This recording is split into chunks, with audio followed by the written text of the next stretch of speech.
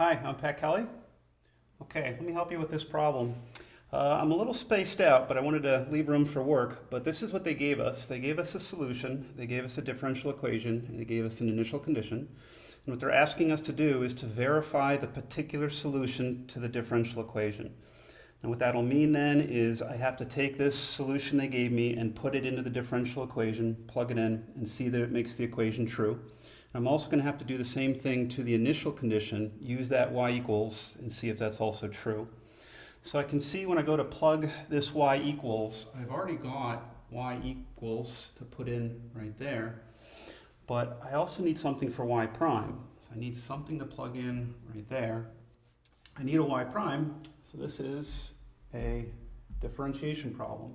So I have to differentiate this. It starts with a product rule, the derivative of the first, second left alone, plus first left alone, times the derivative of the second. And now here, there's a minus. That's actually a chain rule. Exponent out in front. Leave the base alone. Drop it down one. Multiply by the derivative of the base. Let me take one more step there and just clean it up a little bit. Y prime equals cosine squared of x minus sine squared of x, and then plus 2 sine of x cosine of x. Okay, so what I have then is that expression for y prime to plug right there into my differential equation. So that's what I'll do now, is substitute each of these for my 2, and then I have a y right there. I'm going to grab all of this, substitute it in for y, sine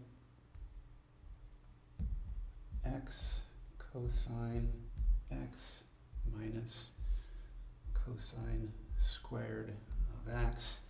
That's all replacing this y. Just be careful that that coefficient of 2 is being multiplied by all of that. And I'll pick back up here in the differential equation. I've got plus, and now for y prime, I'll substitute it with what we found here. So I have cosine squared of x minus sine squared of x plus. Oh, do we have any more time sheets? Yes. Blocks. Okay, good.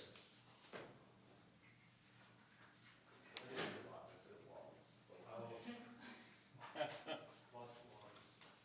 Sound reports? That one, the boom is recording.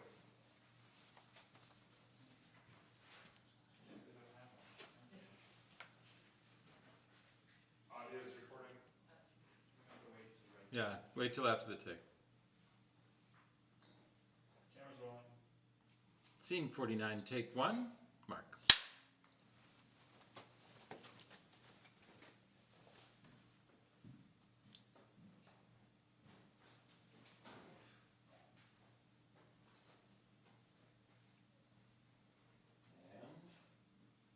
And action. Hi, I'm Cheryl Leach.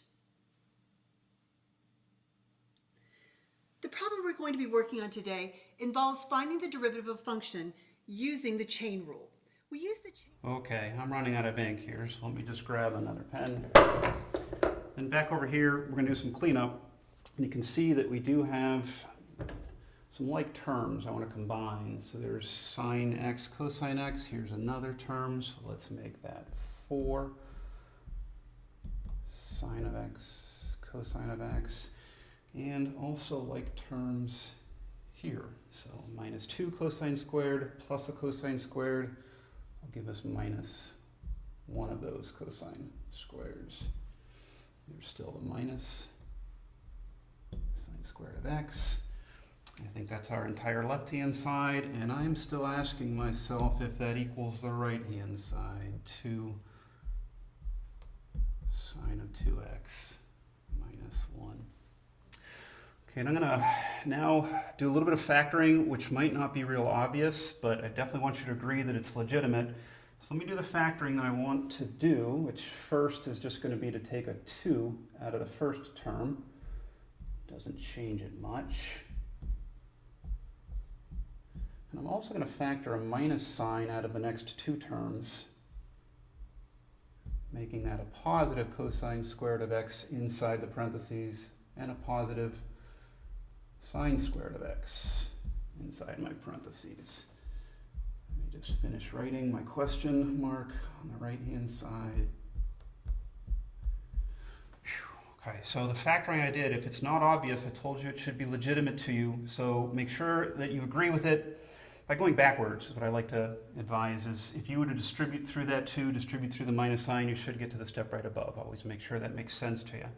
Now the reason I did that factoring, though, is because I'm recognizing some trig identities.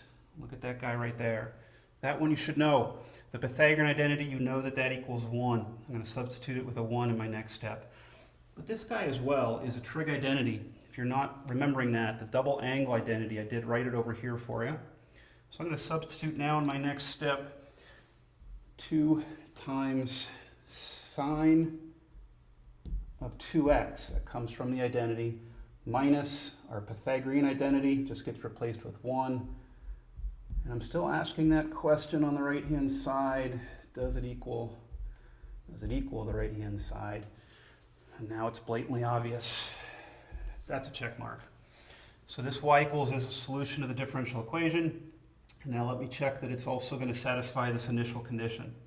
So now I just need to grab this y equals, come over here, and put in, this is my x, and that's my y. So from that equation, y is going to be 0. I'm looking at that equation, and I'm asking if the right-hand side, once I substitute in my x, balances the left-hand side. So sine of my x value times cosine of my x value. Still looking at my y equals, subtract cosine squared of my x value. Now it's just arithmetic, I guess, if you will, or trigonometry. We're evaluating those trig functions. I'm asking 0 equal. You have to know your base angle, sine of pi over 4, square root of 2 over 2, multiplied cosine. Pi over 4 is also square root of 2 over 2, and then square root of 2 over 2 squared, though. You can see that this is going to balance. 0 equals 2 over 4 minus 2 over 4. Let's give that a check. So this is a particular solution to this differential equation. I think we've completed the problem. Hope that helps. Thanks.